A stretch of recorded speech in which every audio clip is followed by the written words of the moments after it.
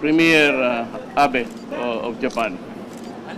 He was the one who invited me. The last time that I was invited, I was not able to make it because I declared martial law and I was very busy fixing up things. Ngayon sabi niya, i-announce ko that finally I was able to make it, and I'm very happy that I was allowed to board this huge ship. He wants the world to know that I am the first head of state to be invited to board this new ship. It was only commissioned in 2015. It's really a new one, and it's very impressive for humanitarian and war purposes. It is dedicated to humanitarian efforts, but it is also armed by missiles. State of the art, very big. Any question about the ship? Ay ma'am, anong question mo? Kilala kita eh. Pati si... Sana isa? Good afternoon, Mr. President. Yes. Hi, sir. AC Nichols from CNN Philippines. Ay, oo. Hi, sir. Sir, can I ask a question, but it's not going to be about the ship, sir? Today, we learned that the government, through the OPAP, is apparently talking to the Maute Group, sir. This is... that's why nagkaroon tayo ng humanitarian pause daw for 4 hours earlier today for the rescue of trapped civilians. Does this mean, Mr. President, that we're negotiating now with the Maute Group? No, I am not ready to negotiate with terrorists. We had a talk last week, and Chairman Murad of the MNLF went there and offered to help open peace channels so that the residents there who are trapped now can go out and out of the harm's way. That was what we agreed upon, and I said we can talk to anybody and everybody, including the Maute. They are the ones fighting there. They are the ones getting trouble there. So it is up to them to allow government and the other NGOs to go inside, including the church, to rescue some of the helpless civilians there. But talking about law and order, that's far from my mind. I will also inform you that I had a late talk last night with Nur Miswari, and he has offered to ask his troops of the MNLF, the able-bodied ones still, to fight with government, and I accepted the offer. We will have something like new integris. We have been always accepting integris from the MNLF, and so far, walang problema. He has offered 2,000, and I said I'm willing to take in 2,000 as regular troops of the armed forces of the government. That offer also goes to the NPAs. Kayong ayaw na ninyo mag-away, I'm not asking you to join my force. You just surrender, and I'll give you the houses, and I will expand the land reform program of the government. Ako na yung maghanap ng pera. Yung gustong magsundalo, kung ano yung ranggo mo doon, yun ang ranggo mo dito sa ano. I'm not taking yung mga generals. Explain yung the rank and file. If they desire to surrender and be with to fight with the government forces, I am taking them in as soldiers of the Republic. Sinora offered 3. Sabi ko, well, baka marami man. Initially, I would need billions for that. Just to prepare them, train them. Pero sa gira, wala na to. I do not have to train them to go to war. They are at war with us. But if they decide to side with us, then maybe I can solve a little bit of the problem. Sir, just as a follow-up dun sa Maute, sir, I'm sorry. Can you tell us a little bit about the mechanism used? And does this mean na pwede na rin pong mag-demand yung terrorists in Marawi right now? Kasi yun nga, sir, negotiations daw yung nangyayari po. You look, the only reason why this war has dragged on for several weeks is that government is always limited and curtailed. We cannot go in firing our weapons at once because we do not want to hurt civilians. That is the last thing that we would like to do. Sila, kung magpaputok sila ng mortar, they don't bother to look what's behind, what's on the side. Ang gobyerno, hindi. You know, I have already 12 rather. The arrivals of the 4, that completes the 12 modernization of the Air Force. 12 jets, new ones. I can end this war in 24 hours. All I have to do is to order the Air Force to release all their bombs and their arsenal and their ordnance. And I will level everything down there on the ground. But I cannot do that. We are a government bound by civilized rules. Kaya kong tapusin yan 24 oras. Ihulog ko ng lahat yung bomba dyan. But I cannot do it. So we have to, you know, dahan-dahan ka, you have to go to the mountains and make sure that nobody is behind or be on the side to do some collateral damage. Kasi pagka ganon, talo tayo. If we kill a lot of civilians more than the rebels, we lose the fight. Because we lose the moral ascendancy. Because it says that we do not care about lives, about human rights and all. Sir, I'm Katrina Son from GMA7. Ikaw pala yun? Ay, mas maganda ka sa personal. Sir, napanood yun na po yung CCTV footage nung sa Resorts World. Na-identify na rin po yung suspect. Your reaction on this po, Mr. President? You know, it was not, unfortunately though, the reaction was terrorism. That guy is how would I call him? A habitual gambler. Not even an addict. So he lost everything in his life.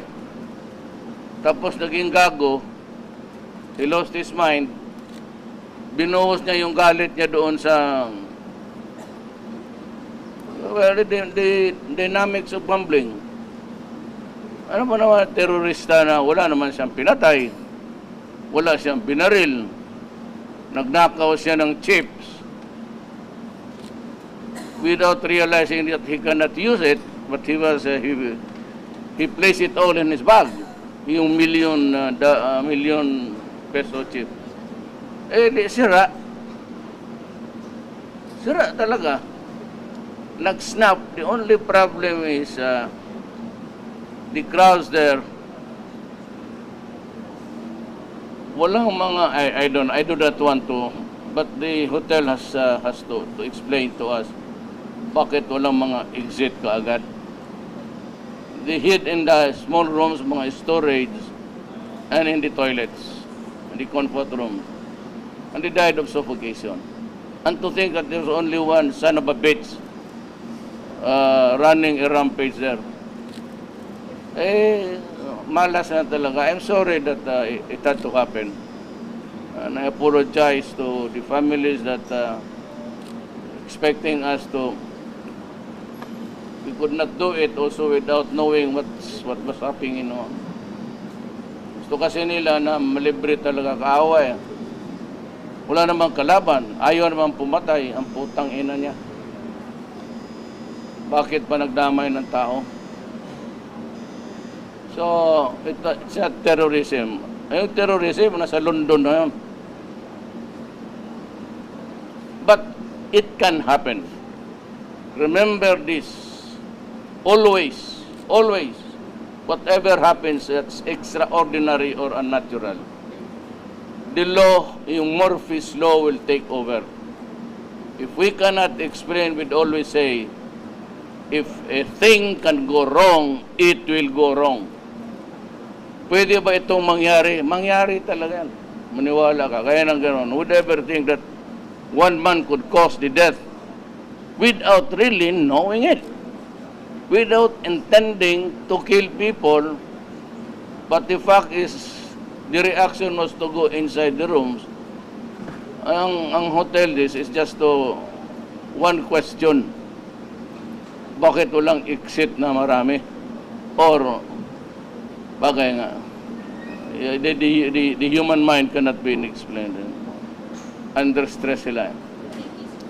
But you know, in magsunog, if there is a water, you just wet it, then place it inside your face, inside rather, over your face, and creep mga about a few meters away. Ang usok kasi pataas yan. And if you have that, your handkerchief, basahin mo lang, ano mo, tapos you slowly, kung makaya mo pang saan ang exit, you just crawl. Before yung ilapit mo lang, ang usok kasi tumataas papuntang itaas yan. So if you are standing, one of the ways of survival. The other one is just go beside a beautiful woman. You will be safe. Because you will be inspired to rescue her. Sir, good afternoon po. Oh. Julius Disamburon po ng PTV4. Apo. Ano po? Ano yun? Julius Disamburon po ng PTV4 po. Apo. Sir, ikaw? Apo. Sir, yung stronger relations po ng Pilipinas at ng Japan, aasahan po natin yan sa mga susunod na mga buwan po at mga araw. At gayon din po with this visit, yung pong magiging tulong po ng Japan on our defense cooperation po. Not only that, Japan is a historical friend. It has a long history of helping us, mostly. If you go there to Mindanao and the rest of the country, you'll find so many JICA, Japanese overseas, the national overseas. Not only that, and it has given us frigates and a lot of help. Yung trainer ng mga aeroplano nung dumating, Japan has been a very helpful friend. Our ties with Japan is historical, and I know that we will be with them for all time. They can count on our gratitude for helping us and also our friendship to fight with them. We have so many problems in this world. And I said we are friends, historical ones. We have a lot to say thank you to you. And I'd like Japan to know that we are a people of gratitude. Okay? Kasi mag-uwi na ako. You have a question, ma'am? Yes. Thank you po. My name is Akiko Suzuki of the Asahi Shimbun newspaper. I would like to ask you about this huge ship. The aim of Japan to send this huge ship to the Philippines is, of course, to restrain China, which is quite active these years in constructing in South China Sea. Do you fully support the idea that China's deed or activities could be, or should be at least, restrained by this kind of partnership? Yes, we are, as a matter of fact, the last time that we talked with President Xi Jinping, one of the issues that I raised was, could we have the code of conduct of the seas before the ASEAN or during the ASEAN proper itself? It could be one of the, sa mga agenda of the different bodies. that we can discuss it and have it. I think that everybody just want to follow the resolution of one conflict in a peaceful way and the observance of the rule of law. We are up to that only. We are limited by the law of nations, which says that the conflicts will be resolved peacefully and that the rule of law must be allowed or respected or whatever. Ako, I already told you my sense. I was direct. Ako, wala na akong arbitral. Sinabi ko, amin yan. And I will dig the oil there. Wala na akong drama nila, Carpio, yung magpunta-punta pa sa ano. Diretso. Sabi niya, kung may pala ka, di kaya mo, sige. I explained this answer in so many ways. Because hindi naman tayo makaano. So, but he was very extra courteous and ever a respectful leader also. So, it's about the only thing that bothers us all, kaming mga nasa itaas, is the rockos now going on in the Korean Peninsula. I hope that guy does not commit a mistake. It could be a serious one. Now, one of these days, he keeps on flying the missiles. One of these days, maglanding yan sa Luneta, tignan mo. Maggulo na yan. Then, it's time for media to go to the area of conflict to cover. Mauna muna kayo kasi Japan. yes, ganito yan. Mr. Kawai is the personal and official emissary. They were but they understood the last time that I was facing quite a serious problem here. But the Prime Minister is still hopeful that I could make the visit to Japan before the ASEAN summit. And I think that I will be sending Cayetano on several missions because I really want the conduct of the sea, the code of conduct of the seas be passed during the time of the ASEAN head of states meeting. Everybody will appreciate it. Itong Korea, puntahan na lang ninyo, tanongin ninyo kung bakit. That guy is playing with dangerous toys. He treats it as a toy. So, he is proud that he has flown 1, flown 2, flown 3. One of these days, maglanding yan doon sa Malacanang sa bahay ko. Doon na kayo mag-standby para masalo natin.